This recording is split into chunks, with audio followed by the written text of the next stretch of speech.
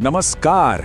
आज हम एक सफर पर निकलने वाले हैं। एक ऐसा सफर जो हमें वक्त में पीछे ले जाएगा, उस धरती की कहानी में जिसे आज हम कर्नाटका कहते हैं। देखिए, ये सिर्फ राजाओं और लड़ाइयों का इतिहास नहीं है। ये तो कला, संस्कृति और एक पहचान की कहानी है जिसे बनने में हजारों साल लगे हैं।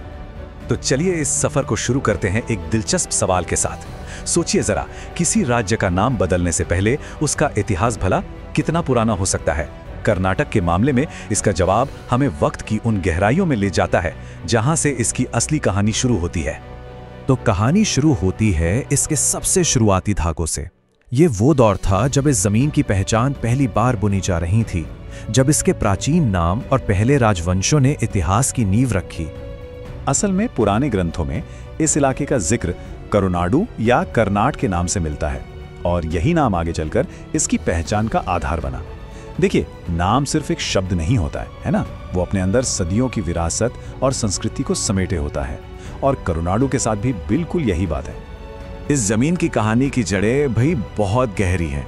मौर्यों की शुरुआती असर के बाद सातवाहनों का दौर आया, लेकिन असली स्थानीय पहचान तो तब बनी जब कदम और गंग जैसे राजवंशों ने बनवासी और तलाकाड़ू से शासन करना शुरू किया और इस भूमि को अपना एक अलग ही अनूठा चरित्र दिया।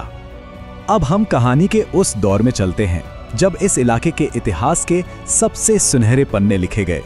ये कला, संस्कृति और वास्तुकला के फलने फूलने का समय था, जिसने इस जमीन पर एक ऐसी छाप छोड़ी जो आज भी मिटाई नहीं जा सकी। छठी शताब्दी में सीन में एंट्री होती है चालुक्य वंश की। अपनी राजधानी बादामी से उन्होंने न सिर्फ एक बड़े साम्राज्य पर राज किया, बल्कि अजंता एलोरा की जो मशहूर रॉक कट आर्ट की परंपरा है ना, उसे भी खूब आगे बढ़ाया और उसका असर आज तक दिखता है। चालुक्यों के बाद आए राष्ट्रकूट, जिन्होंने एक इतना बड़ा साम्राज्य बनाया कि उसकी शोहरत अरब से आए यात्रियों के किस्सों तक में मिलती है। और फिर आते हैं होयसल, जिन्होंने अपनी राजधानी बनाई दौरा समुद्र को, यानी आज का हलेबीडु। उनकी विरासत, खैर वो तो आज भी बेलूर और हलेबीडु के विश्व प्रसिद्ध मंदिरों के रूप में हमारे सामने खड़ी है। अब हम पहुंचते हैं कहानी के उस मोड़ पर जिसे इस पूरे इलाके की सांस्कृतिक और राजनीतिक ताकत का शिखर माना जाता है, विजयनगर साम्राज्य। ये इस ऐतिहासिक कहानी का सबसे भव्य, सबसे शानदार अध्याय था। साल 1336 हरिहर और बुक्का नाम के दो भाइयों ने विद्यारण्य की प्रेरणा से एक ऐसे साम्राज्य की नींव रखी जो इतिहास बदलने वाला था। ये एक ऐसा मोड़ था जिसने आने वाली कई सदियों के लिए, कह सकते हैं कि पूरे दक्षिण भारत की तकदीर को एक नई दिशा दे दी। लेकिन विजयनगर सिर्फ एक राजनीतिक ताकत ही नहीं था। अरे नहीं, ये तो कला, संगीत, व्यापार और शानदार मंदिर वास्तुकला का एक धड़कता हुआ केंद्र था। इसकी राजधानी हम्पी की गिनती उस समय दुनिया के सबसे अमीर और सबसे आलीशान शहरों में होती थी। पर हर महान कहानी में एक दुखद मोड़ आता है। साल 1565, तालीकोट की लड़ाई। इस एक लड़ाई ने सब कुछ बदल कर रख दिया।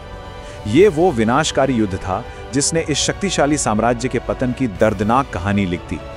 विजयनगर के ढहते ही इस पूरे इलाके का, समझिए कि राजनीतिक नक्शा ही बदल गया। जहां पहले एक मजबूत साम्राज्य था, अब वहां बीजापुर और गोलकुंडा जैसी सल्तनतों ने उसकी जगह ले ली और ये धरती कई हिस्सों में बंट गई। लेकिन कहानी यहां खत्म नहीं होती। विजयनगर के बाद एक नई शक्ति का उदय होता है, मैसूर राज्य, और इसने औपनिवेशिक विस्तार के खिलाफ अपने जबरदस्त प्रतिरोध की एक नई विरासत गढ़ी। 18वीं शताब्दी में हैदर अली और उनके बेटे टीपू सुल्तान ने ब्रिटिश ईस्ट इंडिया कंपनी को जबरदस्त चुनौती दी। टीपू सुल्तान को तो उनकी बहादुरी और मिलिट्री इनोवेशन के लिए मैसूर का शेर भी कहा जाता था। 4, ये सिर्फ एक गिनती नहीं है, ये उन 4 बड़े बड़े युद्धों की कहानी है जो हैदर अली और टीपू सुल्तान ने अंग्रेजों के खिलाफ लड़े। ये उनके दशकों लंबे संघर्ष और उस हिम्मत का प्रतीक है जिसने ब्रिटिश साम्राज्य को वाकई कड़ी टक्कर दी। आखिरकार 1799 में श्रीरंगपट्टनम की जंग में टीपू सुल्तान की मौत के साथ एक दौर खत्म हो गया। ये इस इलाके में अंग्रेजों के लिए एक बहुत बड़ी और निर्णायक जीत थी, जिसने उनके लिए आगे का रास्ता बिल्कुल साफ कर दिया।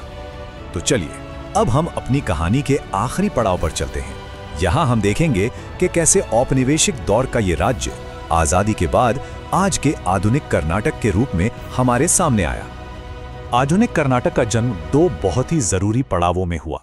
पहला 1956 में जब मैसूर राज्य बना, और फिर आया साल 1973 जब एक ऐतिहासिक फैसला लिया गया, राज्य का नाम बदलकर कर्नाटक रख दिया गया। ये एक तरह से अपनी प्राचीन जड़ों, अपनी करुणाडू की विरासत से दोबारा जुड़ना था।